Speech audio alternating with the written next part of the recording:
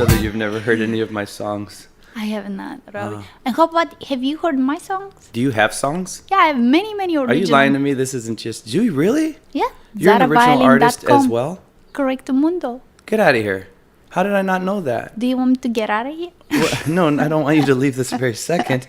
But, I mean, eventually when the show's over, you'll have to leave. No. You can't stay. No. But we're rolling. Say hello to Zara, everybody. Say hello to everybody, Zara. Everybody. Give them your full name. Everybody. Hey, let me tell you. So I had this professor at NIU, and he was amazing. But it just so happened that he was mathematician situation, and so no one really wanted to hear about that, and so no one was paying attention. And so to get the focus, he would say, "Everybody, focus." Really? Everybody, focus, because of his accent. It sounds so dirty. No, but he was, saying focus. Focus, and it was everybody. So it wasn't everybody, it was everybody, and it wasn't focus, it was focus. But it sounded like he had multiple personalities and he was telling everyone to have sex with him. No. Didn't it he just had a little bit of accent, Robbie. Do you have something against people with accents? I don't know. I don't know anyone with strong accents. No? Anyway, you guys are talking to Zara, my strong accented friend. This woman is an accomplished musician, man. It's crazy. I have toured the world, basically. I've been around the world with you. We have. Not only does she play an impeccable violin, but she's like dancing. She's moving up there. She's incredibly beautiful. You guys, it's everything that somebody would need on the stage for all the senses. She will take care of you. But forget about that stuff.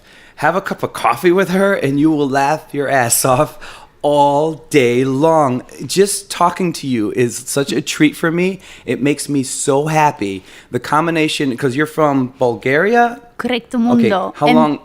And by the way, Robbie, yes. I mean, seriously, this is like, that's what I'm talking about. I'm super embarrassed when you say nice things. Well, you just strap on and get ready. How about creative criticism? I prefer it. You know say what? Like that one note, that one performance was really, really bad. Yeah. And also about the beauty thing, Yeah. again, we really need to address your eye situation. Eyes? Have you seen my wife though? I have seen. Now, she is really, really hot. I don't know how you did that. No. You have... Well, here's the thing. Anytime I compliment someone and then they're like, "Oh, you don't know what you're talking about," I get to say, "Look what I married." That's true. Her showing a picture of my wife is basically me saying like, "Oh no, I'm an expert on hot people." Right, it's very true. Yeah, so you got to give me that, right? Absolutely. That's 100%. kind of like my "I know a beautiful person" badge. It's like a cop flashing his credentials. You're right. Yeah. You're right. So now knowing that who I'm married to, if I say someone's beautiful, but that was how long ago did you marry her? She's still beautiful. No, she's amazingly beautiful. That's what I'm saying. Your you're sight might have gone like ever since. No, she is very, very beautiful. That's what I mean. That's many, many years ago, and Now the only reason that my sight is still good, and I have proof of this. This is the weirdest intro to the podcast ever. The reason that my sight is good, and I'm aware of this, is because to this day, when I show like the picture I just showed you of her from the wedding that we were at, that was days ago. So the reason I know my eyesight is still good is that when I show that picture, nobody looks at me like, "Ooh, does he really see what this picture?" Like everyone's like, "Oh yeah, she looks great." So see, it's your reaction that lets me know that there's I can no still winning see. here. Okay, Yeah. I guess Anyway, I'm gonna have to give it to you. The other thing is, this is the good thing about the podcast is I want interesting people, and you listeners all know this already. I get cool people who have such wonderful perspective on life, and they're unique. And you're one of the most unique people I've ever met. Thank you, Robbie. And it is the entire package. It is interesting that somebody as beautiful as you are has the personality that you have. And again, it's the entire package. And I want to touch on that and talk about it, and it won't be embarrassing. And you have the package too. Your package is pretty good, well, Robbie. Thank you. Oh, it's going terribly wrong all of a sudden. She's the entire package. The entire package, though, Everybody. right? Everyone. She's talking about the entire package. It's very nice package. You can find it in a gift shop. You could go to RobbieSolison.com or YouTube, and you could see me shake the entire package. Oh my God! Take it home for your grandma. This is why I have you on. Memorial Day. Oh, this is the best podcast ever. But actually, Memorial Day, it's very important, and let's not joke about that. Okay, we won't. Man, you're Yes. so strangely weird. I love this because then suddenly you're very serious. It's going to be tricky keeping up with you, but we can't ignore like the beauty part of you or the complimentary part. You can't shut that down here for many reasons because it's part of the conversation and it's my show and quit telling me what to do. Too late for that. All right. So anyway, ladies and gentlemen, oh my gosh, you don't really drink I at do all. not drink. No. My God, if you would have had coffee in your Baileys today, I don't know what would have happened. This is his stone It sober. would have been great. This is a half a cup of coffee and a caramel brownie, ladies and gentlemen. Oh, this is already the best talk ever. Thank This you. is why I wanted you on the mic, though, because obviously the talent thing, and I want to get your story. But I enjoy you so much because you are. Everything about you is very different. And I think a lot of this becomes from, okay, when you were in Bulgaria, how long have you been in the U.S.? 2001, 16th of February is when I got here. So you do Okay. the math because I will not. Did you speak English? 1 year. I don't know. I gotta. No, I did not speak English. Any English when you got to America? I mean, my name is Zara. That's pretty good. Did you know how to like ask for the bathroom or anything like that? Pointing stuff, how to wash my hands. So did you come here? Okay, we'll backtrack into that. But here's what gets me, folks. What I love about talking to her, Zara about, or the reason why anyway, is because picked up the language later in life. And now you've obviously, I mean, you speak so well, and you even have the mannerisms, you have the slang, you have that little twisted thing that Americans do to the language because, I feel like we're the strange, I've always been told by foreigners anyway, that we're the strangest, oddest language to pick up because we cheat in our language and slang in our language more than a lot of other people. There's a lot of different expressions that sound like something else, but what does this mean? At least this is what I've heard, but you pick it up so well. However, there's still a foreign kind of sideways look that you have at things. So even though you've picked up the American culture and the way, whether it's slang, whether it's mannerisms, vocal mannerisms, if that's such a thing, if it's not a term, I just made that up right now. Everyone, I think you should really give me credit for not interrupting Yes, Robbie she gets for a lot of credit right 2 now. minutes. That's not bad, right? And I think that's just incredible. That's good. Yeah, Yes. yeah. Keep it up. Now right. listen. No, but what you do though is because you have a different perspective and you come from a different kind of landscape, you bring a very unique approach to the American culture, to the American way of like speaking and talking. The combination of your accent and the combination of you're already witty and smart and funny, that coupled with your unique approach to life that's just different from anyone else I've grown up with makes it, I feel like I'm opening a present every time I get to your point, every time. So there you are. Ravi, thank you very much. Yeah, man. So, all right. But now we could just say, why are you here? What brought you to this country? What are you doing here? Here, You're first, in let's Bulgaria. do this. Oh, that's great. That's not going to annoy anybody. That's You know what very that is, important. folks? Karate Kid 2. Look it Yeah. up. It's the drum. So listen, let me address the introduction first that you did, and then I'll answer the question. Yes.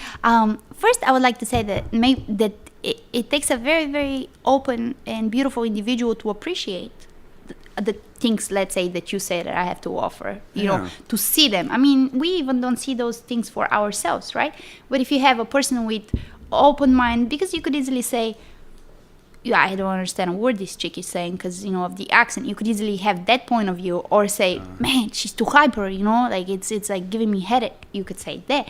But instead, you choose to look at it as a very interesting, I guess, and a positive attribute, which is wonderful. All right, so that's that. So that's compliment to you. And then the other thing I wanted to say was about the English language. Yeah. No, it is not difficult. The only thing is that there are so many exceptions to each rule, and this is what makes the language a bit challenging initially. But as anything, the more you attempt to speak it, do it, and whatnot, the easier it gets. Oh, okay. That's good to know. So no. English language is certainly not one of the difficult languages. No. So anyone can pick it up. How long did you feel like it? Like when you, how old, well, you don't even have to say how old you were 18. when you got here. You were 18. 18. Mm-hmm. So when you got here, Did you just dive into culture to teach you, or did you take classes? I had scholarship, and in order for me to keep that scholarship, I had to go to English. Well, I got this. I can get to that part. Okay, here we are.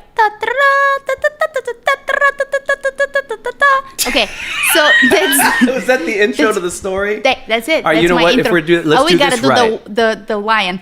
Wow. Oh, I'm gonna That's get one. so sued by a movie company That's now. one. Oh shit. No, I'm sorry. not. Listen, okay, so let's back this thing up. Yeah. Oh man, it's I'm like sorry to riding curse. a beautiful wild bronco talking to you. So listen. Branco. Who is Branco? All right, there we go. No, but who is Branco? I want to know who you're writing. It's a First. Bronco is not like a girl I dated. No, Bronco. Branco, Who are you my writing? girlfriend. Who are you writing? you- Robbie, who are you writing? No, listen. Who is Branco? Branco. First, tell me who is Branco. I want to know. Okay, this is what I love. remind you of. This is what I love about because there's still a few expressions that you haven't heard before. No, I don't know Branco. Yeah, that riding it's a horse, like a wild horse, and you're trying to ride the horse. Oh, that's so nice. Yeah, and yeah. his name is Branco? No, the kind of horse is a bronco. You know, there's stallions, there's a bronco, there's Oh, I did not know that. Yes. Please forgive my never-ending ignorance, but now I know. There's a stallion and Branco. Never-ending ignorance is like a good movie or book title, by the way. Hey, what do you think about the title Hot for Hugs? Hot for Hugs? Yeah. Oh, that's awesome. Right, I'm thinking my band instead of Zara would be Hot for Hugs. That's a great band name. Yeah, I'm Hot in. for Hugs. Or Shared Space. Shared Space. Shared space makes me feel like they're squatters or something. Oh I don't my like, God. Yeah, I don't like that. But That's Hot great. for Hugs, that's a solid name. You should change that like today. Or should it be Too Hot for Hugs? No. But then it's like Too Hot It for sounds like a Handle bad or whatever. 80s movie. It's No, bad, yeah. nah, Too But Hot hot for Hugs? Absolutely. You like it? That's a solid name. You should change Ravi, that like this makes me so happy. You should change that like now. Okay, Oh, I'll do that. Talking to you is such a treat. Everyone, check out Hot for Hugs. It still doesn't exist, but I'm going to make a Make it happen. Yeah. Like now. I mean, I have my band, but it's not. It's called Zara. Yeah? Like Zara Zaharieva band. Say your last name because I've never been able to say it correctly. Zaharieva? Zaharieva? Yep, Zara Zaharieva. The way we have our names in Bulgaria, if you must know. Yes. It is first name. That's also a good story. So back in communist time, there was a book that they give you, give the mom, and said this is from the names that you could choose. But my mom, being so rebellious and who she's like, yeah, forget you, thank you very much. I'm gonna make up a name that I want. So she said it's gonna be Zara, and they're like, no, it's gonna be Zornica, it's gonna be Zakharina, it's gonna be from the book that we've given you here. And she's like, no, it's gonna be Zara. So she gives birth to me, I'm Zara, and then they give my papers and it says Zornica, and she's like, yeah, that's not gonna be Zornica. And so then it takes like 2 months later of paperwork and convincing the people that no, my name is gonna be Zara. So that's kind of cool. I take pride in that because it's like a beginning of rebellious and freedom and putting your foot down, and so I love it. So Zara is really not necessarily a Bulgarian common Bulgarian name. Now is Nowadays. 30 years later now is, but initially it wasn't, and I understand later that it's more like it's associated more like with India, Iraq, Iran. I hear a lot of people from that world Zara, and it means dawn, or it means for some languages I guess princess. But trust me, when my mom gave it to me, she wasn't thinking about no princess. She was like, here, Zara, something so I can piss you off. And that's what she did. Now, second name Rumenova, which comes from my father's first name, who is Rumen. So I take Rumen, make it Rumen, and I make it Rumenova. I might say it. My last name Zaharieva, which comes from my grandpa, who is Zahari, and my last name is Zaharieva. So Zara Rumenova for my father, Zaharieva for my grandfather. Wow. And so we take the first names of people just like this, everyone, and this is how it is. This information is very, very important and very useful for you. You can just It's interesting. 3 books on that subject. No, I know I just wasted. Things I don't know. No. I know I just wasted a bunch of your time. No, this is good. But you know what? This is how we work. Yeah. Okay, Yeah. that's very interesting. I would have never known that. So second name is for your first name for your father, and third name is for your grandfather. Oh my gosh. Yeah. I'm so wonderfully confused by this.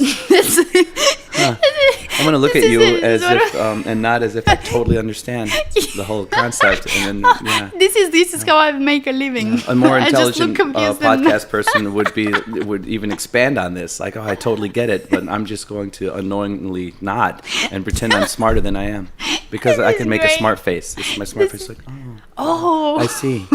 Yeah. And of course, I would never see through the. It's called Facade. I'll be like, Yeah. yeah, he really got it. He Facade really is got it. also a good name, but it's like a glam 80s girl name, I think. And Facade for a band. And also, It's like in carries vogue. it carries fakeness to it. Facade. Welcome is to the fakeness. pop world music. That's perfect. Yeah, I'm not But trying no, to be no, no, fake. I'm not yeah. trashing anybody Yeah, though. Okay, baby. but anyway, so you're in Bulgaria with the name that your mom fought for, that's pretty badass. I like that. I love it. So when do you get the music bug? When does that start for you? I was forced, no music bugs. I was forced by my mom, and so for the first, I just at that time, now not so much, but at that time I was considered super talented, like Yeah. like the You were natural gifted, yeah, whatever this people Prodigy. sound like that. It's Yeah. so stupid because with no effort, I got to play really, really well. I'm talking about early, like Like at how the age of- early? well, I started at the age of 2, and Holy so until crap! about Violin at the age of 2? yeah, forced by me, mama. This is And amazing. her interesting ambition. By what age were you already getting really good, would you say? No, but you see, like by the age of 10, I would be winning competitions and High all five this me. stuff. Come on, man. No, See? no, but then it all goes down to hill once you have, once you start like being, like my interest was skydiving and my Sure. interest was martial arts and my greatest interest was basketball and friends. Yeah. Oh yeah, I could whoop you any day. are you And I'll serious? put money No. on it. Wow. Okay. So Robbie, let's And martial arts too? martial arts I don't do so much these days. But you used to train. Oh, for like I can't remember if we ever 12, talked 12 about years. Oh what? yeah. What style? So Wing Chun Kung Fu, and then in order for me to compete, because Wait, what kind of kung fu? Wing Chun Kung Fu. I don't think I've heard Vinci. Wing Chun Kung Fu. Yes. Oh, okay. Sorry. So do you you're a wanna- badass. You can fight. I mean, I can fight. I Yeah. Can fight. I can definitely fight. And then in order for me to compete, I had to go to Taekwondo and Karate Do. Sure. Because there was no competition for Wing Chun Kung Fu. This is amazing. This is already too long of a story. Why was there no competition for that style of kung fu? There was no competition open. There was I Really? don't know why. Yeah, I don't even know if now there's a Wing Chun Kung Fu competitions. Really? If you can go in a ring and fight somebody. While with Taekwondo, yes, you can. I wonder if it's because Taekwondo has so many different levels to it, where you can, I don't want to say lighten it, but you can have a very competitive version of that's not going to kill people. You know what I mean? Perhaps. Where there's certain styles of kung fu where that's battle. If you're learning certain, my father is trained in a couple areas of martial arts. So myself and my brother, we were trained all our lives. A little bit of Chinese boxing. He was a big fan of Taekwondo, which is Bruce Lee's. Sure. I had a weird childhood and all of it at home. And a lot of sparring. Can you see the? Oh, I didn't shave though. Can you see the scar? I see it. Yeah, that's from my brother. I went low, he went high, and like opened my mouth up with a great kick. Me and my brothers, my brothers and I have scars from our sparring. We loved it so much, and I can't believe we didn't kill each other because we sparred and trained without pads or anything. This is pretty awesome. But it Robbie. was really, really. It's a love. One of the loves of my life is the martial arts and doing that. I like what it does to my body, even. And it creates a character of an individual. Yeah, it's I weird. think music and martial arts. For sure. Is for sure. If you have a kid that is into music and martial arts, you're gonna have a very, very nice human being. My kid is really starting to nail the piano thing. She's starting to become very interested. Folks out there, it's weird. I've been talking to piano players because Zara and I are full-time musicians, and we're lucky enough that we work with maybe some of the best in the city. Some of these players that you and I work with, I consider the best in the world. No doubt. When I work with Chris Siebold, the guitarist in my original band, in my opinion, one of the best on the planet that I would, choose from. I love that guy so much. No doubt. But no these doubt. piano players, they're just amazing, And I did this show at the Chocolate Fest in Long Grove, and they have my original band there. By the way, thank you to everyone that came to the Chocolate Fest show, and thank you to the people that keep looking at the videos and Instagram. All you people out there, thank you. I love you guys. But anyway, what's great is I have a weird arrangement at this festival. And guys, you got to go to the Long Grove, Illinois, Chocolate Fest, Strawberry Fest. The Food Network always shows up, and have you been to one of those festivals? No. It's a small town, and I think they make most of their money on these festivals. So when you go to one of the fests, the entire town becomes the festival. That's it is really, so really old school, nice. so cool. And there's this amazing Italian restaurant called Luis and Enzo's, right? Or Lucia's and Enzo and Lucia, sorry. Enzo and Lucia's. And the first time I ever did an original show at like a festival, just my original music with like a random Stevie Wonder thing, Sure. random Sharon Jones song in there. It was next to this restaurant by the Fountain Stage, they called it. Great. Well, then they revamp the entire festival, and they make a main stage on the other side of the fest grounds. Okay. So that's where they put my original band. Okay. They shouldn't even have an original band. It's made for cover bands. Sure. But there Understood. I was. Yeah. The owner of this restaurant is a big highfalutin guy in Long Grove.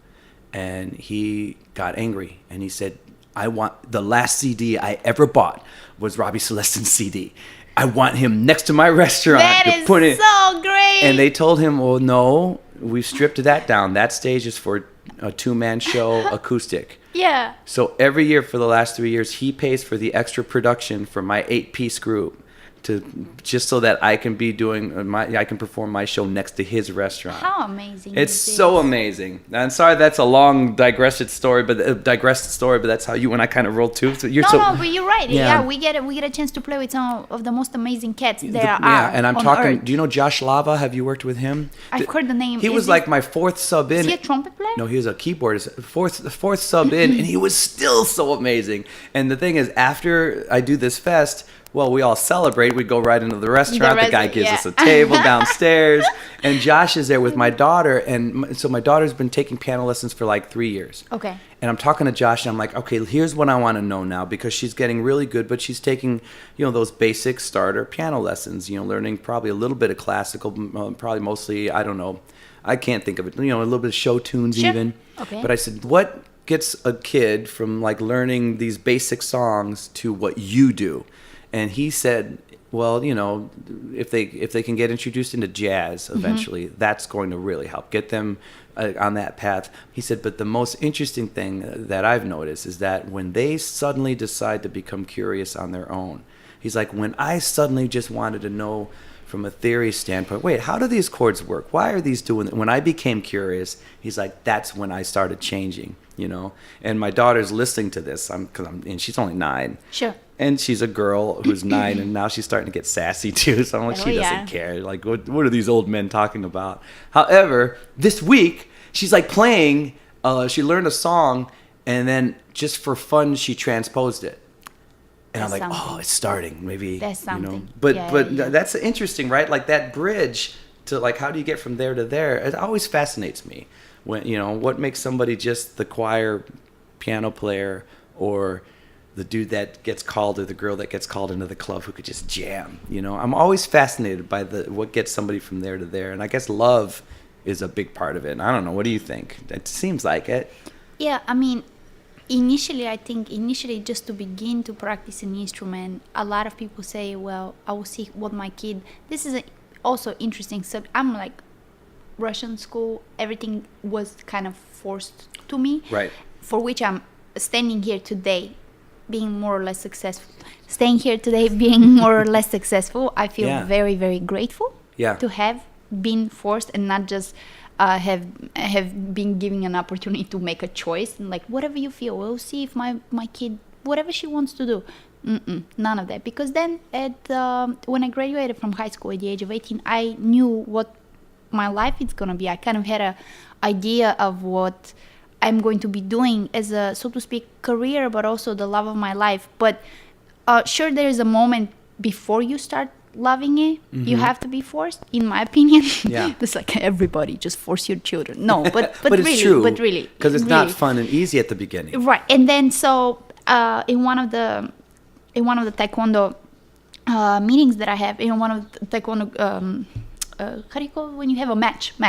I had my arm broken, and that was two months prior to a very important competition that I was supposed to go do. Of course, the competition I didn't do it. I couldn't prepare the material the way on the level that was supposed to be, this and that. And it was a very big setback, which made me evaluate a lot. Like, okay, what? And the thought, and that at this time I was like 14, the thought that I will not be performing in that competition, that all that hard work my teachers and I did prior to that, and my mom's expectations, because when you're little, you just you want to please your mom a lot.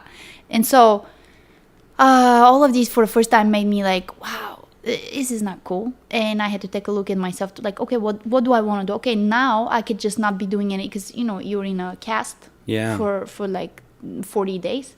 So then you kind of have a chance to examine how do you feel not doing what you've been forced to do all that time. And it's a void, it's emptiness, it's not fun. And so at some point you start realizing, man, you almost, as a kid, you almost feel special knowing that you know what you're gonna do, knowing that you have a plan.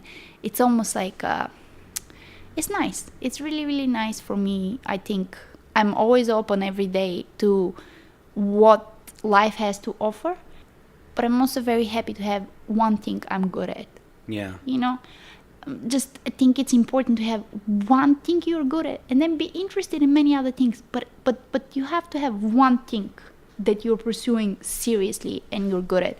Anyway, I don't want to tell you. No, that's awesome. That's so true. But so the switch to choosing what to do, I think it's important what's been played in your house. All my life I've had, on my pop's side, there was like Janis Joplin and Chicago and yes, all the time, and like Shaka Khan, right? Oh yeah, absolutely. And then actually, there's some news, but I can't share them with you yet because it's not in paper. Once it's on paper, I will share them. Okay. Quite awesome. But nice. Anyway, once it's a sure thing, you know what I mean. Anyway, so and then on my mom's end was Ray Charles and Stevie Wonder and Aretha Franklin, and this is in Bulgaria. In Bulgaria, yeah, and Jimmy Rockway and Freddie Mercury and how do you pronounce him? Mercury, yeah, and and again on my father's Mick Jagger, and then on my mom's all the soul and R&B. In Bulgaria, was there a big presence of that music out there? Oh yeah. Absolutely. Really? Oh, yep. Okay. Absolutely. So this is what I grew up on. And then later in my music, because I was in music school, man, who would want to listen to my story, Robbie? Everybody. Who would want to listen? This is like, this is great. Like the most Can you boring. See my face? This isn't fake. I'm in, man. This is good. This is like, man, it's different to talk about yourself. It's strange. You're listening to a Chatter Fact. Again, these are not interviews. They're conversations. I know. Bam. But it's, man. Yeah, no, it's fascinating. That's the beauty of this podcast. This podcast gives to all these people that get to hear this. Here's my take on this. This is why this is happening, because and I said this in the very first episode with J.C. Brooks, of the Uptown Sound. Sorry, J.C. It's something like that. But anyway, everybody knows, Chris Pratt's story already. You've heard his version of it, or a Will Smith, or anybody out there, right? You hear these people, these famous people, and after a while, it's canned stories. There are more of us than there are of them. And I've really come to notice that and appreciate that. The backup dancer for Celine Dion at her major show, and a body double for Agents of S.H.I.E.L.D., stuff like that. That is fascinating. And there are more people like you and I and her who are doing this at a high level and doing it for a living. It's not, we don't do this. And, people, I hate if anybody hears that I'm a singer and they give me that look like, yeah, but what do you really do? Like, no. I'm making a very good living doing this, a nice home, living in Chicago. Sure. So, but the journey of people like us, I find it so interesting. I find it because everyone's is so amazingly different. And I think it's fascinating, and that's what I give to the listeners of this show, and that's what you're giving right now. So when you ask who wants to hear this, it's anyone that downloads this, because they know what they're getting. This is the 38th episode, I think. I So see. it's a gift. It's a gift to me because I have no social life because of the constant gigging. Sure. So I get to sit down with somebody like this, and it's a treat, But it's a gift to anybody that sits and listens. It's an amazing story. You have a kick-ass story. Just the thought, first thing, just the way the name thing happened. That's amazing enough, right? And I think these are all building blocks because people, when I hang out with Zara, we've really gotten to know each other more over the last year. You and I have been on a lot of gigs together over the last 2, maybe 3 years. Yeah, I don't know. sure. One thing I remember is a couple years ago when you first blipped on my radar, we had a gig in Hawaii. And you showed up a little bit later because I think I did some shows without the strings section. That's right. And when Jen Lowe, the head of that string section, showed up, she was talking about who's on the gig. She goes, "On Zara, but we're not going to see Zara." I'm like, "What?" She goes, "She's going to land, and that girl's going to go." When Zara goes in any of these destination gigs, It's true. she's out there. And then, sure enough, there you were. You were like, I think I was actually with my wife because my wife showed up in the middle of that run. I always tell Janice, come a few days later because I'm stressed out and it's gig, rehearsal, sound check. It's so much crap, Exactly. So she came somewhere in the middle of it when we were going to have a little hiatus. And then you showed up and I'm like, "Hey, what's going on?" And you're like, "Yep, I'm going." And I'm like, "Well, she's doing it." But I remembered that, the way you live your life and hearing, again, how you were named and everything. And even how you decided to focus after being sort of forced into the instrument, but then learning to love it and your choices. It all feeds into it, because here you are, you're in Chicago, you travel the world, you're a working musician, and she doesn't play, man, because we were in San Diego, you and I, not too long ago, and you were already you had to hit the pavement. You're looking around. At one point, you almost did a gig. You did not, but you were like. But I did make this contact and I keep in touch with, but it was with them, and it's amazing. Even when I see you online, where is a general place where people can find, do you do Instagram? I forget. You know what? I should I have one of my best friends has been on my case for 2 months now, every day. "Hey Zara, do an Instagram. Give them your website. Wow, I don't post anything on my. Okay, you better start. My YouTube would be Zara Violin, and then Zara Violin. Yep. .com, and then that's my website, and then the YouTube is again Zara Violin. Now, when you post some of these things, because sometimes I see you online and boom, you have this event, you have that event. Now that's on Facebook. When you post the event, because you didn't do the official music Facebook page, did you? No, I have not done anything. You just have your regular Facebook. But when you post those events, yes, you post that as public, I hope. You should. Don't post that with just your friends. I almost never post anything. It's time to start. To start. But you're right. It's because when you're working, right? When you're working and when you're constantly doing this and that, it's almost as every musician would agree, I'm pretty sure, you basically don't even want to think about the computer and the. So this is for you, and then I'm talking to all you people out there, any of the musicians out there who are just starting out. You got to do this too. Trust me, it helps a lot. Okay. And you musicians especially. It took me a long time to figure out the Facebook, Instagram thing for my career. My livelihood is not just my voice and my show, but it's starting to become me. And of course. Because now I get hired to do some MC work, and I see what you mean. And one of my shows, this Unplugged thing, a third of that is just me talking and telling jokes. It's almost like this podcast with music, Robbie, let me ask you about the Instagram. I don't mean to interrupt you, but now that we're talking, do you think I should do Zara Violin for my Instagram when I open an Instagram, or do you think I should do Love Is Forever? I think Zara Violin. Zara Violin, or you think I should do Zara Zaharieva? I think just because it might be easier for the Zara Violin. Zara Violin? Yeah, okay. I would definitely do it. But here's the thing. Here's the secret. And you musicians out there that are trying to build, even if you have a little bit of something happening, or if you got nothing going on, start using this anyway. Yeah. What I got into the habit of, and I finally found my groove, is I just pick up the camera. Yeah. I actually use Snapchat for it, but to me, Snapchat doesn't get me followers. But I don't know what that is. I like the camera of it. I like the camera part of Snapchat on the phone. It's pretty cool. But anyway, here I am at this gig. 10 seconds. Got you. Boom. I'm right here in Chicago. I can't believe this is a cool spot. Got you. Or Got you. Sometimes I'm in stadiums, or I'm at these, I did Sure. Miller Park. Sure. There's 20,000 people out here. I'm going to do this. Or I'm at Soldier Field. I'm at Soldier Field.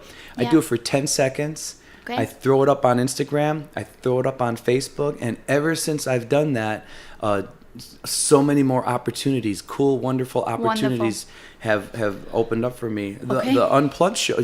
So you and I are in the corporate world. Zara and I are doing all these things for, rich wedding people and clients in the corporate world. Which we're very grateful. You guys have money to hire live musicians. Oh, so good, that's good. so nice. Thanks for making the choice. Exactly. But the thing that surprised me the most is, first, I get more podcast listeners from the Instagram. I think more people pay attention to my original music from Instagram. All right. I lost my mother not too long ago.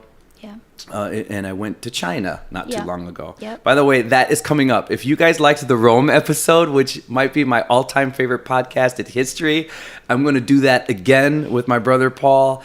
It's going to be about China, and you're going to love it. If you liked Rome, you gotta check out the China one. But anyway, I start posting about China and all the things I did in China. Okay. And the Unplugged show that I do is supposed to be my fun show. Yeah. I make money doing it, but I don't make as much money as I do doing all the big things. Of course. It's me and two friends. They're very talented, Greg Guardati, Jesse Hernandez, percussionists, guitarists. We sing, we laugh. I don't give a shit. I sit down and I told them, I'm going to joke with the crowd. We're going to mess around. Yeah. And they're either going to say, don't ever come back in here, or it's going to catch on. Sure. People know now that they're going to sit down and get some stories from me and whatever. The Instagram thing with China blew up. And next thing I knew, we came back after it was my first day back from China, and I did one of them. And we packed this place with people that I'd never seen before. That's amazing. Just because they saw the China, and they all wanted to hear about China, and they wanted to see the show. So it's weird how it blew up an act that I wasn't expecting to blow up, But it's just the brand, and all it is 10 seconds of your life every gig. I know I was in China with you and I didn't do any of that. That's all right. I didn't even make any. I was just like, let me go and I don't know, live life. I left my phone even away, but I should change those kind of things. It'll really should change. What it does is it helps us continue to do what we love, and it opens up even more wonderful opportunities for us. So thank you, Robbie. Yeah, and all you people out there too. once you get used to it, now Facebook and Instagram, it's weird. I always tell everyone, well, now they're like a job, but it's not even like a job. It's more like making my coffee in the morning. It's just become a casual. Oh, let me turn it on. Part of the day. Yeah, it's easy. All right, now back to you. So, Bulgaria, you took the lessons. Right, my mom with 2 master degrees had in to go. In what? So zooengineer, and the other one is again connected to some sort of agronomical zooengineer, which I cannot tell you. But basically, it has to do with breeding and biology and the animals and everything of that nature. And your dad? My dad was a professional driver, but that's another story. Fair enough. But anyway, they split up. Yeah. They split up when I was 8. Oh, Wait, what grade is that in? 3rd grade, 2nd grade? Mine no idea. Divorced when I was around 8 or 9. Anyway, there's a bunch of stories there, which were very, very fun. But okay. My point, in Bulgaria, the most beautiful country in the world. Yeah. As a country is the most beautiful, but as far as bureaucracy and as far as how it's all set up, it's difficult. Okay. And so if you don't have a friend of a friend of a friend of a friend, or if you don't do inappropriate activities, or if you don't have connection. Did you say inappropriate activities? Mm-hmm. Wow.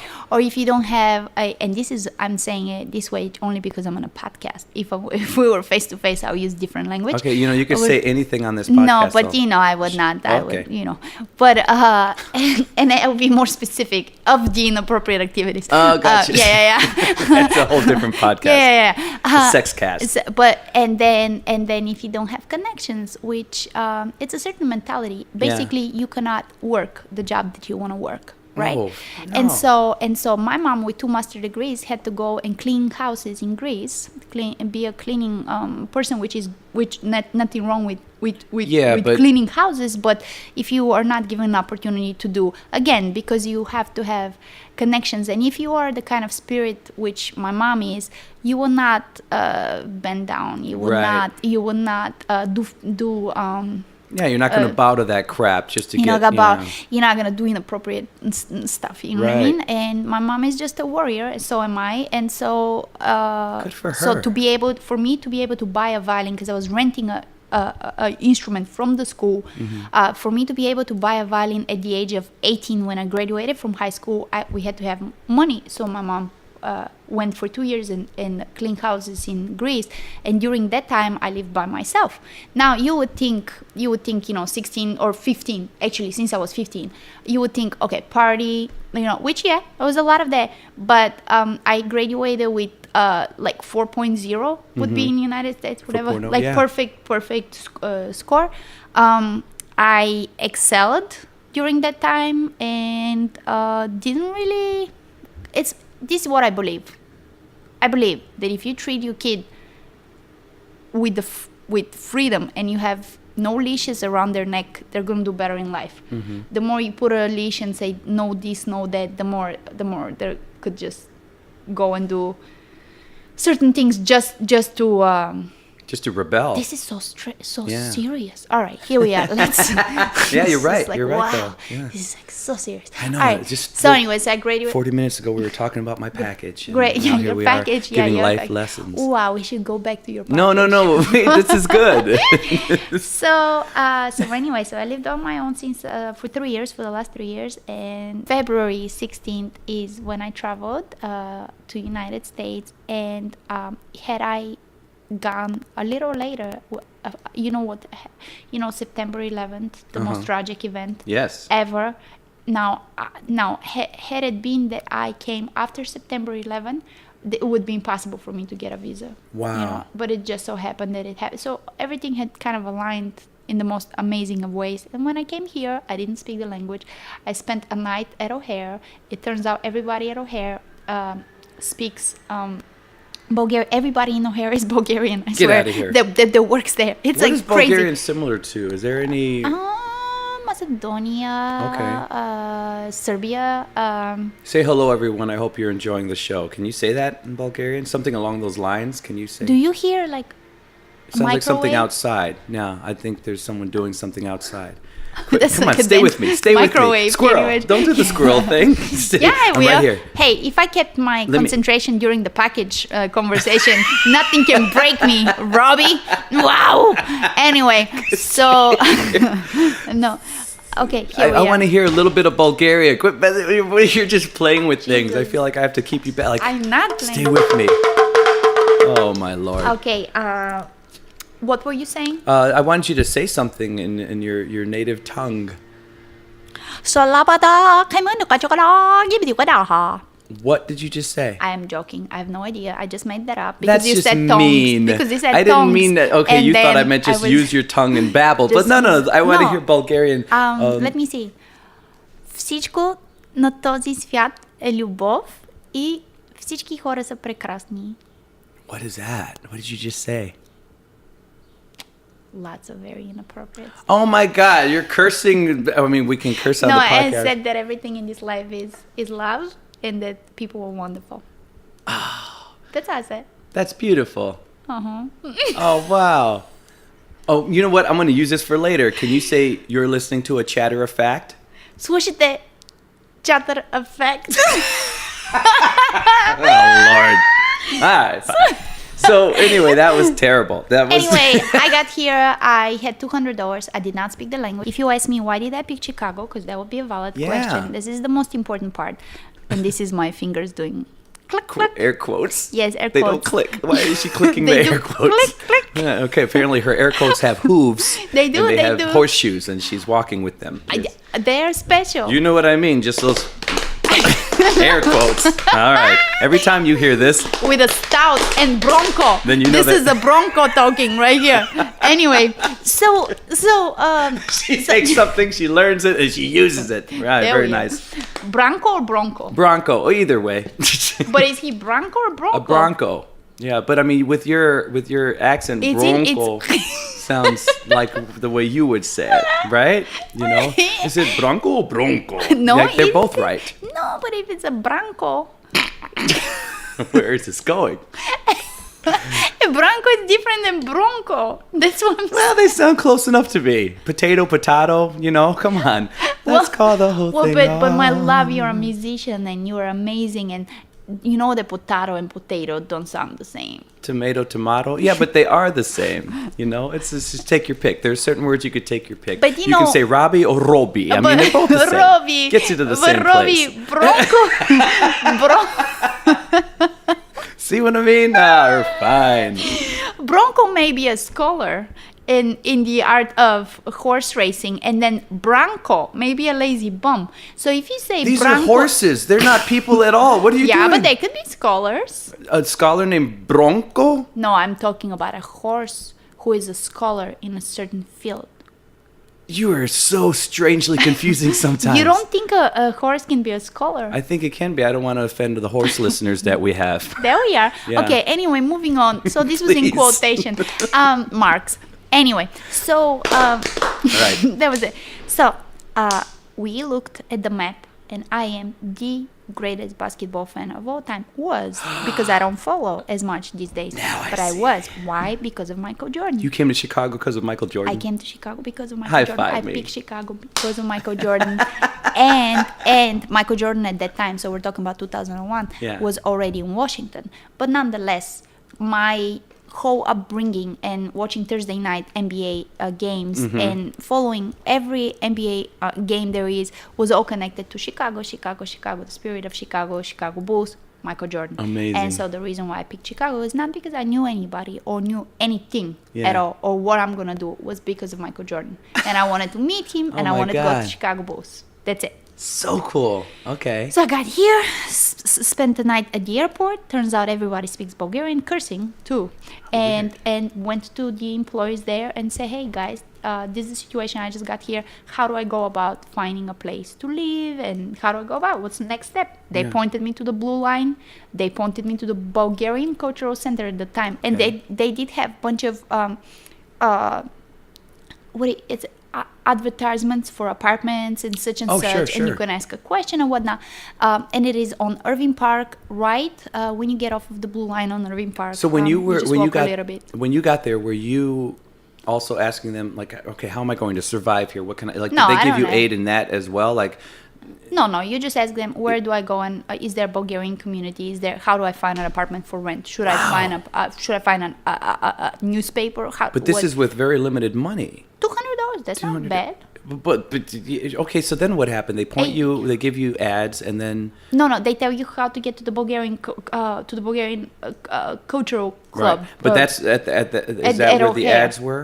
Yes, Okay. yes. And so one of the apartments was for $180 for the room, $180 for the room, and that was right, literally 2 blocks away from the Bulgarian Cultural Center. Granted, it my was a God. strange ass place, you know, Sure. with a strange ass lady. But nonetheless, very, very grateful, because this is the first place where I can lay my head on an actual bed. I can afford it. It's amazing. And then from there, I'm gonna kind of fast forward, but it's basically started working in a Serbian place. Like a restaurant or something? or- Coffee shop. Coffee shop.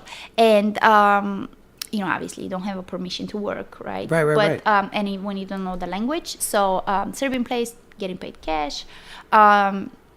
And so about a month into working in that, the owner of the place was like, hey, so the people keep been asking you for your phone number and you don't give it, and you know, it's not a good impression, and why don't you give your phone number? And I said, Oh, the and men. I should probably tell her name, Svetlana. It says Svetlana. Oh, I know that's blasting somebody. Well, you know what? That's what you get for asking somebody to give their phone number. There's probably a lot of Serbians that are called Svetlana. Who All knows? right.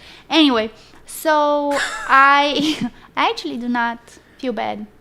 Oh yeah. But Yeah, so I know. how long did you do that? So anyway, when she asked me that, Mm-hmm. I figured, oh wow, that's amazing. So we're talking about different kind of business. So on the next day, she owed me pay for 2 weeks. On the next day, I came, I opened the place, I wrote her a note that says, this is what you owe me, because I knew at any given point she could just not pay me because I don't have permission to work. So even though I've worked that whole entire time, she could just easily say, listen, you don't want to go out with people after work? I mean, I'm not going to pay you. You're fired. Goodbye. Was that actually part of the business? That no, not at all. Not at all. No. It wasn't anything dirty and gross and disgusting and none of that. It was a coffee freaking shop. It was literally a coffee shop, literally, where you hold like liquor underneath, but that's another story. Sure. But, it's just so interesting that they would even bring that up to you. I guess a lot of the people were like, yeah, and so we asked her for her phone number, and she pretends to be this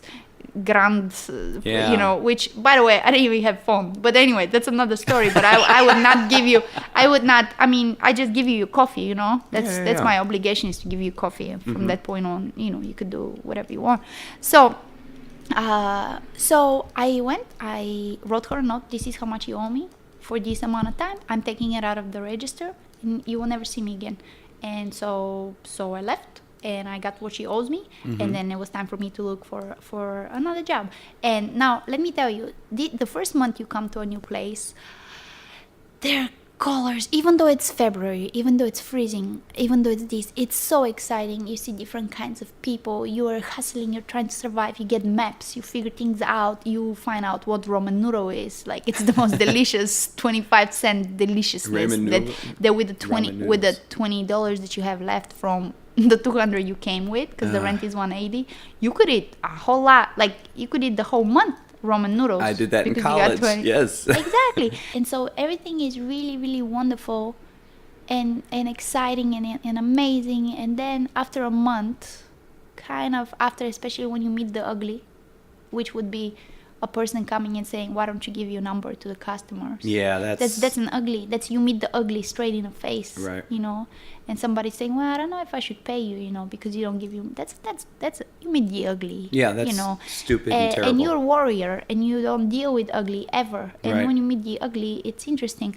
and then you start seeing more things kind of being influenced, but it's dark, but it's cold. But my friends are in Bulgaria, and my mom was still working in Greece. My mom still was working in Greece. But I'm like, well, my friends are in Bulgaria, but it's different. But so everybody uses cars. At the time that you left that restaurant, how long had you been here? How long did that last? So I started working the second day that I came here, a month.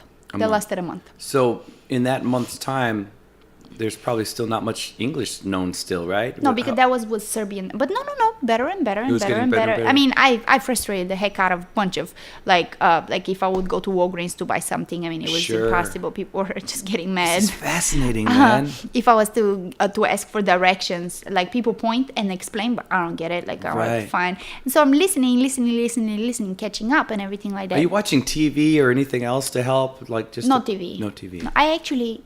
Can I be honest with you? Mm-hmm. I hate television. Okay. That's fine. I mean, you're not offending me. It's a podcast. I hate the idea of television. No, yeah, but there's so many people that I've even met a few people from different countries that have picked up so much because they watch from watching TV. Yeah, absolutely, yeah. You're right about that. So then you're just picking it up from whoever you meet, because you're not making necessarily like American friends at this time. No, exactly. Right. Correct. Wow. So there's nobody to like help you and give you. I like tips. Your questions, because I have to go back and think. Yeah. Think about that. It's cool, man. It is really, really nice. So Thank you. Ravi, you're a really good podcast host. You asked the right questions. Oh, wonderful. All right. And so validation. Which one? Validation. Which who? Who's that? Who? Validation. Given to me right now. Wow! I feel validated. Oh. I know that I would now. Anyway, so so funky. So it's right in the bucket. Yeah, like, right in there. Validated. By the way, this girl like really knows. She really knows music too. Like, we're talking to a serious, like, this girl makes her bones, serious with music, man. You're talking to a serious person. She can do whatever she wants with that instrument too, and I don't mean that in a dirty way. I mean, like, she can fall into any type of group, and I love the fact that you love soul music, because I love funk and soul and R&B. That's like the love of my life. Probably the most. Yeah, that's what I'd rather sing more than anything else. That's what, that's just where my My heart two lies. heroes in the world are Johann Sebastian Bach and Stevie Wonder. That's an amazing combination. That's it. Yeah, I think this is with who it begins and it ends. Oh, it's Johann man. Sebastian Bach and Stevie Wonder. Really, there's very little that you could come up with after that. Everything you need to know about life and music is there. Wow. Is there. That's it. Those are my two superheroes. That in is the one world. of the best musical connects I've ever heard in anybody with their favorites. That's one of the coolest versions of who I love the most I've Thank you, ever Robbie. heard from anyone. Thank You you. win. You It's win. true. I don't It's think true. I'm going to hear a better example of like favorites than that. It is. It's Man, high five me again. Okay, so now I want to know how you're going through life. You Okay, can so- barely shop at Walgreens. So then where Right. do we go from there? right. So what's This is fascinating. So it's already maybe so a month later that will be like closer to the end of March perhaps, and now all the things that have excited me so much are because I'm a hustler, I'm a pit bull, Yeah. I'm a fighter, I will survive no matter what, and so my spirit never gets down. I gotta make it work, and I gotta make it work because my mom helped me buy my ticket, and I gotta give her back that money, and my mom also gave me that $200, and I can't just be a nobody, Yeah. and do nothing. So, and so after that month, now things are not as beautiful, not as exciting. Now you start seeing the ugly a little bit. You see this Sure. person, you see this individual kind of like really putting it on to perspective of how it could be. And then now all of a sudden I see just a big noisy city, and all of a sudden I miss my friends. And all of a sudden it's I can feel that it's cold, even though I came a month earlier when it was really cold. But now all of a sudden I can feel that it's cold. And so the day after I quit my job, I was taking a walk on Fullerton. This is my favorite part of my initial story. So Okay. here it is. I was taking a walk on Fullerton, going to the beach in almost the end of March, and passing by what I didn't know then, it's DePaul University. I had no idea, on Holston and Fullerton. I see a poster. Oh, mind you, this whole entire time I'm practicing scales in a basement because my neighbors, I couldn't practice at the thing. But you're still keeping up with your instruments. So I'm practicing scales in the basement, but the basement is when my bow is all the way to the frog, and so the tip of the bow is high, then I hit the ceiling, so I have to be in a weird ass position to practice. Like I have to sit on a very low chair in order for me to, it's not ideal situation. And I am hungry for music at this point. I'm hungry of any sort of culture. And so I see a poster that says Beethoven sonatas, violin and piano, for the day after, for 7:00 concert, and it's free admission. So guess what? Zara can afford that, right? So free admission would do. And so then the very next day I go back. And now, granted, again, I'm telling, now all of a sudden he's gray. He's not as this, it's not as that. So I walk into this church-like looking building, which is the concert hall for DePaul University. I know the building. And I sit down and I see all these older couples. I mean, I'm talking about people in their 70s and 80s holding hands and looking sharp as they could be. I mean, just lovely. And then you see all these other people, and everybody quiets down and the music starts, and it's over. It's just over. Everything is back to hope. Everything is back to light. Everything is back to dreams can be possible, and there's no ceiling that can ever stop you. Everything goes back to your heart is pumping as hard as it gets. I mean, it is a moment of defiance where you make a choice like, I will never ever be down again, unless It's a defining moment for you. Defining moment for me, the music and the concert, it was unbelievable. It shook me to my core, and everything was extraordinary again. I saw the world differently again, and now here I am doubting, how am I gonna even take my plane the next day? And here I am being in love with life an hour and a half later. So I had to go and express this to the musicians, right? And so now, how am I gonna do this? I mean, come on. I don't even speak. I mean, I speak a word here and there at this point, but it's not, And so there's this long line. You go and you greet the musicians in the basement. I followed everybody that went. It was a long line, and of course I would let each and every person go in front of me because I don't want anybody witnessing my great speech I've prepared for 10 minutes. Of course. And so I'm practicing meanwhile, and anyway, and this person insisted that they don't go in front of me, but I stay in my place, and it's my turn, and I go and I look at this person's face, which is going to be the violinist, and I am completely silent, and I'm like shocked, and all my repetition that I just did up to that point vanishes, and he's like, yes. He's very kind person, which his name I will reveal in a second, but he's a very nice person, and he's like, yes. And all I can say is the great quote, which I think this is how I'm going to name my first original album. Very thank you. Very thank you. Your music is beautiful. Very thank you. So I proceed to leave embarrassed, shaken up, full of, just embarrassed. Yeah. And so he takes his time. This extraordinary person takes his time and comes and says, where are you from? And I said, Bulgaria. And then he sees maybe he recognizes, I or noticed maybe this mark on your neck. What is that? So that's not a hickey. Oh baby, no, this is my violin. My violin. Every violin has that. Every violinist has this. So he forever noticed that. And ever. So I don't know if he noticed this or if he noticed something else. I have no idea. But he's like, so where are you from, Bulgaria? Do you play the violin? Anyway, so just imagine this moment, okay? Here's this person. There's people behind me waiting. He's taking his time, speaking very slowly, looking at me with these alive eyes where it's like a need to understand each other. Not just a passing person that says, very thank you, Not just a passing person, but a moment. And this is... But basically, you take this now, that happened 2001 in the end of March. So you take this experience and you try to apply it every day when you converse with anyone. You are there now and at that moment. You don't formulate your thought while the person is speaking, but you feel the moment to its fullness, and then once it's completed, then you can... Robbie, what are you looking at? Sorry, I'm always going to keep looking at some levels here every time. How are the levels? Yeah, they're fine. Are the levels good? I'm not leaving you. I still hear every word you say. No.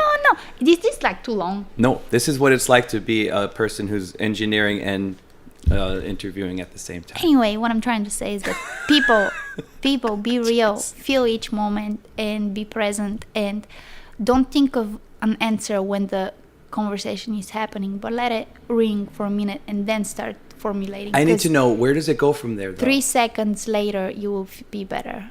You'll be better. So basically, he gives me the number. He says that he's professor.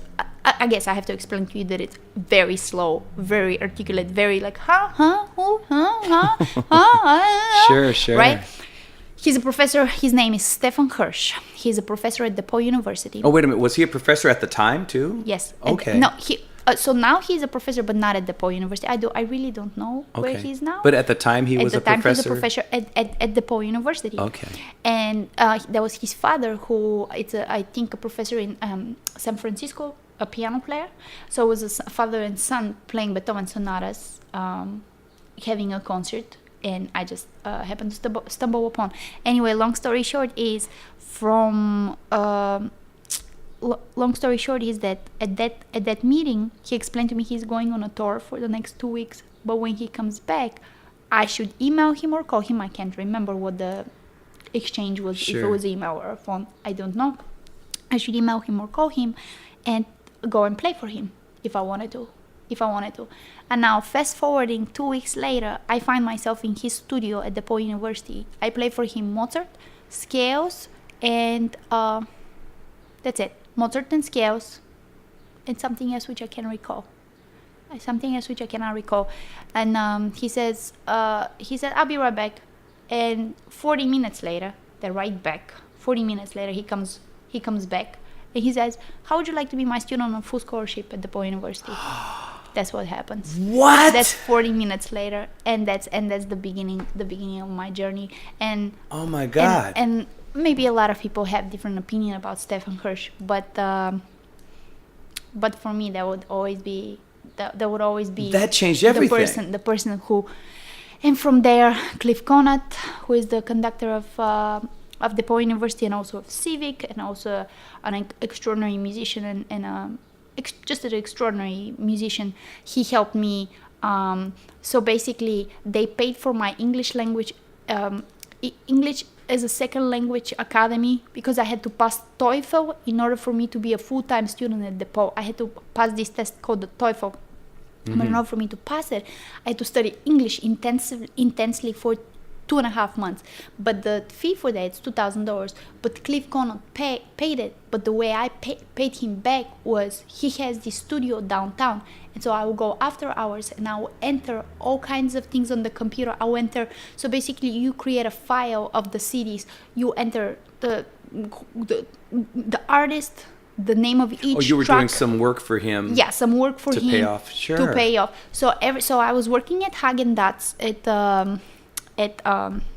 Sounds delicious. at Häagen-Dazs at Navy Pier. Okay. I was taking chamber music initially. I was going full time to English Language Academy. I was working at Häagen-Dazs because I gotta pay my rent. By the way, I changed 13 apartments the first year that I was 13? 13 apartments. I had to Häagen-Dazs at night. I will pay off my $2,000 thing for the English language. Okay, and anyway, it was one time. You can only take the test once per month. One time I didn't get the results that they require for DePaul. Sure. It was a higher score than most places. And then the second time I did it, whether it was an inside job, and they just kind of was like, I have no idea. Well, how far did you you think you got in those 2 months? Like, how much could you do after? Because when you said intense courses, so after 2 months, how did you feel? How were you speaking? And again, such? it's much easier to understand on paper. It's much easier to understand reading, but in actual life action situation, it was still not catching up as much. And most of the conversations we did in the spoken part of school were very predictable. Talk about what you're doing. There's no not diverse enough. Not diverse enough to for you handle to be a real life situation. Correct. Yeah, I get you. So a lot of so for me, the way I learn jazz, the way I learn language is on the street. Hold right there. Folks, we're going to take the eye blink for you because now we're going to get to what she did on the streets. This is your eye blink. Hey, boom, that was your eye blink. I just explained it to Zara. She's like, I get it. Explain it again. Get it again. No, there it is for you guys. We had 10 minutes to just do nothing. Use a restroom, make some water. It's not true. We did a lot for 10 minutes. You guys did nothing because for you it was just a blink. You and your lazy blink eye you people. You just blink. That was it. And we got to do so much more. So much more. We built a garage in the backyard. We fed the horses. It's amazing. The Broncos. The Broncos. We fed the Broncos. And the stallions. So you're in the streets. Yeah. Oh, man. You're picking up the language. How do you know where we left it? Come on, man. Okay, so because in the break we talked about this, I would bring it up out of nowhere. So, when I was 16, drank liquor that I had no idea at the time that was made in the basement of the place, and so it was 100% alcohol. What's the drinking age out there? There's no drinking age in Bulgaria. I'm sorry. Anybody everybody can move to Bulgaria now. Oh. There's no drinking gotcha. age. Or if there is, I'm not familiar. So parents were just like, fine, have some? But remember how my mom was not there? So you do whatever. And plus, remember how I was a skydiving instructor since I was 16. So this is interesting, ladies and gentlemen, because this woman barely drinks now, at least whenever I see you.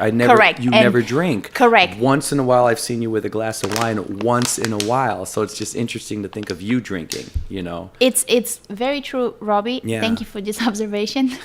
And the reason why this is because my body, after this particular incident, my body has shut down. So what had happened? Wow. What happened was... What happened? What happened? And I say, Lord Jesus, wait, the house is on fire. And I said, what? And he said, say what? Okay, anyway. Is this the southern part of Bulgaria you grew up in? This is... Okay, so you drank booze from the basement. Wait, what did happened? she say? I forgot. Anyway, I forgot what she said. There was a very interesting interview with this lady. She was very funny. All right. Okay, yeah, and She's so actually then leaving my after podcast that- mentally for a second to fantasize about other interviews. That's very true. What the hell? Wow. What the hell? You're Well, thinking you know you're how it thinking is. of You her when you're with me. You close your eyes Yeah, and you gotta, so much better all of a sudden. Wow, it's all you, baby. All right. Anyway, it's not Leonardo DiCaprio. It's you. Oh, No, my I don't even God. like Leonardo DiCaprio. I'll be honest. Actually, I like Joshua Ramos the most. Who? My husband, Joshua Oh. Ramos. I was like, I thought you were in movie fantasy. Who is, mode. by the way, the most incredible bass player. Well, you said your husband plays for Ramsey Lewis. Is that right? Correct. Yeah, and Come many on. others. Tell but everyone who your husband is. Joshua Ramos. Yeah, And this- he is the most extraordinary individual. But the dude plays for. And by the way, we should credit Josh on this podcast for making me a human and taking me out of the monkey world. Wow, did because he the even- monkey world was me. When you meet me and you smile, I perceived it as you are cursing me and my mama, and so I go to fight you physically, because I don't know, it was all protection. All my life was about to protect my integrity and myself, and I had to watch my back at all times, and you gotta be tough. And so once you learn how to be tough, you don't know how to be soft. And so I credit Josh Ramos for making me human, who now understands Good for him. that if a person smiles, it's because they smile, He not because they demonkeyed you. wanna. He demonkeyed me. He mentally shaved you down. Oh, Like the monkey you were, and made you a clean human, able to. he did not shave me down. No, that I did on my own. I did not need his help to shave down. Yeah. But you know And what I plus like about don't- you? It's not shaving. It's called This is gonna get it's weird. called waxing. There it is. Yeah, there we are. It's waxing. Because shaving, too complicated. Yeah. Okay. Yeah. Fair enough. Yeah. Thanks for that. Yeah. Here's the thing. But what I like about you is you maintain enough of an edge, because it's still a harsh world out there, and especially for pretty girls in general. There's there for a people. La, la, la, la. No, it's not hard for pretty girls. yeah, but it's not, and I like the way you appreciate that as well. I love you. I'm sorry to disagree with everything in public. No. But I mean, there's still an amount of. Not every guy is smiling at you just to be friendly. Some guys are smiling to be jerks, to try to hit Agreed. on the pretty girl. And I feel like you have a no nonsense attitude to you. That's what I'm trying to say. Thank you, Is that I Robbie. feel like you weed through it, and you're not going to put up with some jerk who's obviously just trying to hit on you in a foul way. I think jerks are nice because you get a chance to Okay, talk now you're to just them. weird. You're no. just what? I think you talk to a jerk. You explain to them, sir, sir, your mama probably didn't do a good enough job, or maybe even if she tried, you weren't present for the lessons. But let me tell you something. I think you have a lot of potential. This is not the right way to approach it. You say this to people. I stop people. Like, my favorite thing is, I love all the kids and everything like that. And by kids, I mean my age, people with the children of the future. And here, I can always be your backup singer whenever you need Good to know. No, but I like to stop people that the pants are hanging lots. And I say, hate that. I go. Wait, you stop them in the street, strangers, stop them on the where the pants stranger. are hanging down, their underwear. And I go showing. and I go. I play on the south side and I'm not saying that the pants are hanging on. You us. don't. I don't That care is where not what you I'm see it. saying. Just tell me That's what not you I'm say to saying. them. Oh yeah, so I stop the people. I would literally stop my car Yeah. or something and go and look in person's face and say, I want to tell you something. I mean, no disrespect. And if you think I'm crossing all kinds of lines, you could just walk away or you curse me out. I'll completely understand it because I'm a stranger in your face. But I want to tell you, you're so handsome. You look so good. And I would want to have a conversation with you, but not with your pants hanging, man. Your pants hanging, you know where it comes from. It's from jail, and you know what it means, that you're somebody's bitch in That's jail. right. That's where it comes from. And so I understand it's a fashion statement for you and probably like a desire for independence. But let me tell you, man, there's nothing attractive about it. And I want you to do good. And I want to talk to you when I see you on the street. And I would never do that if your pants are hanging. You know what I'm saying? Because I will immediately... And it's not about judging a book by its cover, but it's about saying, hey man, you could do better than that. How do they react when you do this? A lot of people would pull up their pants and mumble something and walk away. A lot of people would start arguing with me. A lot of people would curse me out. So there's different What happens when you get cursed out? How do you respond to that when they're doing that? Because I know that I have almost no right to just go and approach somebody. Right. I know that it is not that I can't expect what the out. I know I'm not almost in my right. Right. So I try to have this mindset where I'm not going to get fired up no matter what they say. So I'm not going to take it personal no matter what they say. Because you can use Bulgarian kung fu on them. Because they'll have the right to react to a fucking stranger who tells them how to do their wardrobe. Sorry for my language. But so a lot of times when they curse me out, I would just be like, hey man, I understand how you feel. But just so you know, I think you could do better than that. Yeah. And I think, I mean, do you want to get a coffee or something? Guess what? I will never get a coffee with you if you continue to behave this way and this and that. And I'll be like, and then we'll start talking about like, why did you say that to me?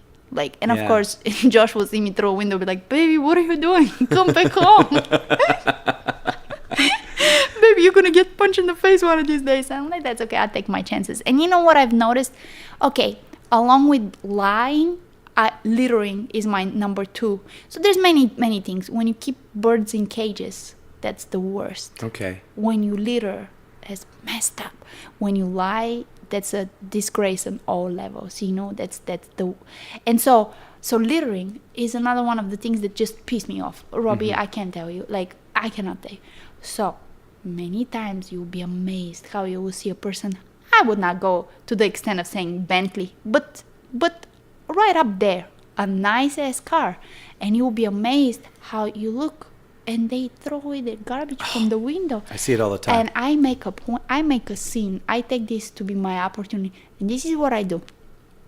I go to their car and I knock on the window and I say, "Hey, don't worry. I'll take care of this garbage for you. I'll throw it away for you. Don't worry about it. You don't have to worry about it. I know the garbage was very far for you, so I'll do it for you." So I'll go. I do this almost every day, and a lot of the times you see these people being so ashamed, so they know it's wrong. It's funny. Like, you know that something is wrong, but you still do it. Like, a lot of the times you see, no, I got it. They walk out of the door and get it and go and find the garbage, or they will do this or that, or like there'll be all kinds of people. There'll be all kinds of looking people, aged people, everything, and it's really interesting. I don't know what inspires you to just throw garbage out of you. I mean, it's like, laziness. Some people have that one. There's a level of laziness where you stop caring about what you should be doing, you know. And it's okay if it happens to be that one day in your living room and you don't put that shirt away or something because that's your home. But when you're out there and you're throwing shit on the lawn and stuff like that, I mean, if you go around the block from my neighborhood, it's wonderfully clean and wonderful. But the actual street I'm on is a major street with buses and everything. And I hate the fact that I see litter from whoever's walking to the bus, and there's a Dorito bag or whatever. Exactly. It makes me sick. Yeah, I know. My kid has a big problem with the litterers of the world too.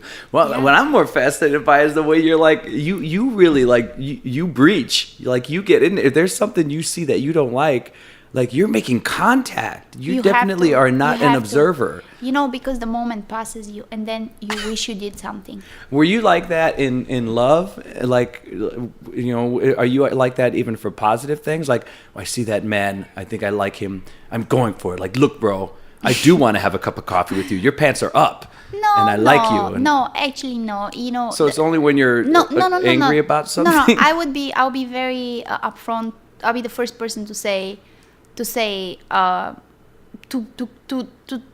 something positive I don't like the word compliment. So what can replace with compliment? Well, positive is good. To give you like like for example in San Diego, when we were in San Diego for the gig, there was a lot of homeless people with boom boxes. I was the first person to go there, and good music. I'm talking about like some serious soul stuff. I mean, I'm talking about like Anita Baker on drugs. I mean, I'm talking about amazing. I'm talking about super mixes that I've not even heard, that I have to like Shazam to get it in my collection. I'm talking about stuff that it's amazing. So many times I would go to the same person with this boombox and be like, ready? Let's dance. So we'll go and we'll dance, and the gentleman, like he's homeless, whatever, hanging, maybe didn't necessarily was dressed or whatever, Sure. maybe was kind of half naked, but so what? The music is amazing, and we're dancing and we're having a good time, we're holding hands, and it's the best. And I'll be the first person to be like, man, you're making me so happy right now. Like, you're making my whole stay and my whole experience here just so much better. So much better. Here's what I love about to you. this music. I love the fact that you do it on all fronts then, because I hate when people are willing to just like go to that place and breach a situation only for the negative. Too many people only go there, but the fact that you do it all over the place, that's important to me, because compliments seem to be harder to give to people than negativity. Negativity is so easy. Everyone has an easy time with that. Even my friends, if there's an email or something that gets misunderstood, even if they could be dead wrong and they could think maybe I mean something that I don't or something, but instead of giving the benefit of the doubt, they just go, it's so easy. Everybody goes negative. And that's why, you know that I'm a complimentary person, right? Yes, I do. Well, I don't bullshit though. That's one thing I don't do. So if I'm saying something nice to somebody, it's because I believe it with my whole heart. It's what I'm experiencing at that time. And I always tell everyone whenever they're shocked, like, oh, I feel so good when I'm around you. You say these nice things. Here, the way I sing, especially if I'm really like in my element, I love to ad lib. And my ad libs come from, first off, what I know musically, but 50% of it is pure emotion. I feel it and it comes out. Exactly. And I compliment the way I sing. Exactly. If I see something good, then I'm going to let you know all about it because it's real. That's how I feel. And why would I keep that inside? What a waste. Oh, always, absolutely 100%. But I want to tell you something that I want to ask you. By negative, do you mean it? Because I think I don't have to tell the person to not throw away their garbage. You're right. And I don't have to tell the kid to pull out his pants. And what's interesting is that a lot of people, when they see confrontation, they hide. They hide like bunnies, and they bury their heads in the sand, and they don't want to have anything to do with them, because why would they go? I found out that a lot of people have great fear from confrontation, because they think it's going to be a confrontation, but it is not. It's a lot of times a teaching or a learning moment for me, for them, for everybody. Yeah. So when I approach each and every situation of that nature, it's not to say, hey, I'm better, hey, it's my way or the highway. It's to say, I love you, human being, you could do better. Yeah. I love you and I care for you and I want you to do better. Literally, I say to you, man, you're so handsome and you're so young and you're so awesome. Why do this? Why? Tell me so I understand. Let's talk about this. And so I actually think that is actually, I think that's positive. Yeah, you're right. I guess I don't really know how to word it, but what I'm saying is that when you see something that you think you can help correct, and maybe even the word correct might be the wrong word, but it's just for lack of a better word. No, I understand. When you see something that maybe should be corrected to help a person, the fact that you're willing to do that, it's very easy for people to just do those things, as opposed to like, well, this is something good I see in a person. No, that would be the first. And I'm then like, yeah, absolutely. Yeah. Absolutely. A lot of people will just go one way and not the other. It's I really understand. weird. I understand. And that's a beautiful balance, And Yeah. I don't know why just the good stuff is hard. Maybe people just assume, well, it's good, it's fine. I don't know. I think some people just have an easier time going the other way. I don't know why. But it's I don't know. We got to change that. You know what I want you to do? I want you to come back on. I want you to come back into the podcast. Are you asking me to leave now? No, but I am saying that I feel like we've the first half was so crazy interesting, and there's so much to that. No, I think there's another journey that could take some time for what happened once you were the point of you like picking up the language and seriously. So now this person, you've heard her, everyone, so, she can speak the language. She has a mastery of this language and most of the concepts, and then she's such an interesting person, and the way she applies whatever her upbringing is to our country, and which is now her country. It's just amazing. So now I want to see how you got here. Like I want to have a whole episode for the next chapter. I want to talk about you mastering the language. I want to talk about any of those funny stories, some of the pitfalls. I'm sure there had to be some goofy stuff. Now you're this person who can play in any musical field for your preferred instrument, from like, you know, a conservatory to like a soul room on the South Side. And I love that. So I want to get into that. And folks, come back for that, because she's so much fun, man. You're so much fun. Everything that you say, again, it's like a beautiful package. It's a fun package. I love unwrapping you. I actually really enjoy myself being here, because I get to relive some of these moments and think about them. I mean, you know, life just happens and you live on, you get new experiences, but you don't go back as much, as frequent, almost ever, back to the beginning. And this has been really, really cool for me to think about it. And because when you think about what you've done and how it's more or less, it makes you feel good. You've done some cool stuff, man, and you're a self-accomplished person. You've done some amazing stuff, and we all have help along the way from loved ones as well, but we have to take the journey ourselves, you know. Yes, we do. Yeah, and you did it, man. I'm so impressed. I was already impressed, you know, being friends with you, but I didn't know a lot of this stuff, man. I didn't know this. It's fascinating, so I can't wait to keep unwrapping. So yeah, you have to come back now. You're forced. You have no choice. Okay, there we are. Yeah. For the coffee and the cookies, I always will be here. You can have me. Did you like that coffee? It was good, right? That was amazing coffee. All right. Well, that was amazing. I'm gonna take a picture. Give everyone your full name again. Say it for everyone. Zara Zaharieva. And your website, where could they find you? ZaraViolin.com. ZARA violin.com. So she's going to start posting a lot more, because I'm going to I'm going to like bug her every day and start texting her like, what did you post today? Post something. Look what I did today.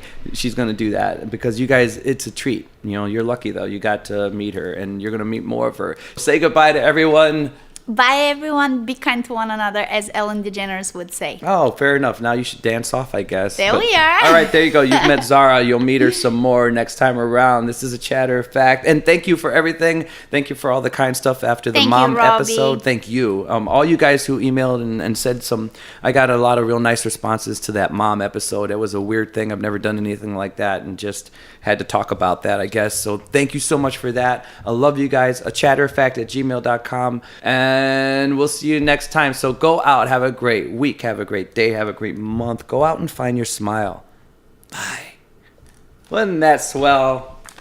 Find your smile. I like it. I like it. You know what's crazy? That thing was supposed to be over, and we're talking, and she's, I was just throwing her out of my home.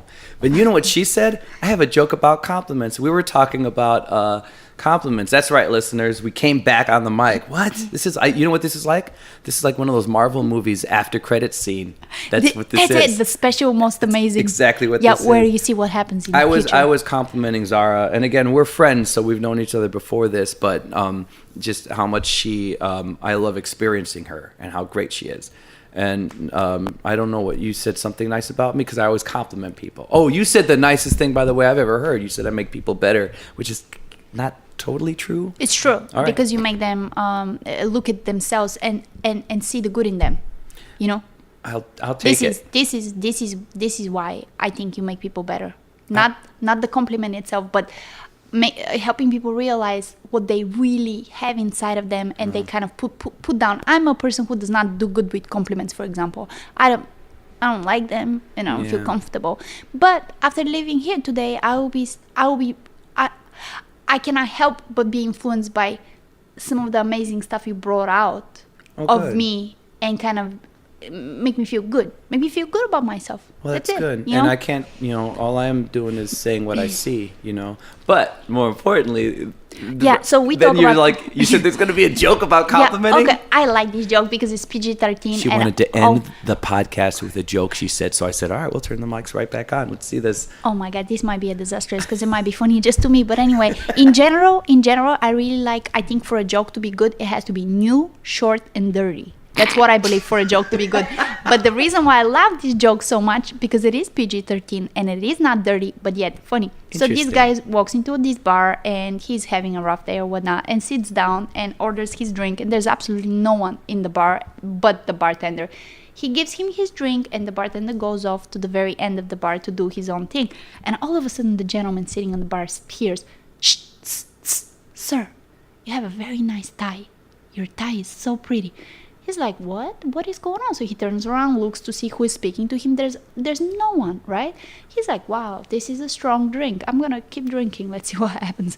And sure enough, like two minutes later, he hears, "Tss, tss, sir, you have very, very nice coat. You're a very good man. You're a good man, sir." And he's like, wow, I am losing my mind. He looks at the bartender. The bartender is all the way at the other end of the bar, right? He's nowhere near. He goes and looks behind the bar to see if there's like a short person or something that he cannot see that is speaking to him. I don't know, who knows, right? So he goes, nobody, right? So okay, this happens third time. Something really nice has been said to him, and he gets really concerned. So he calls the bartender, or he's like, man, I don't know how to explain this, but this is what's been happening. And he's like, oh yeah, those are the peanuts, they're complimentary.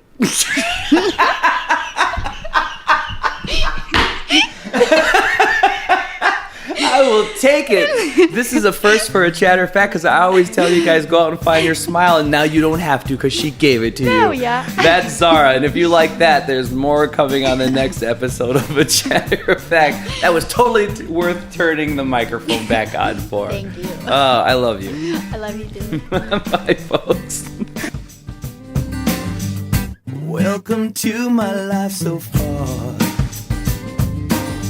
You'd think by now I'd be a star. I may be long-winded, but hey, there's just so much I have to say. Maybe lick your lips when you're hungry.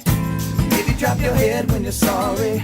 Maybe shake a bit when you're worried. That's just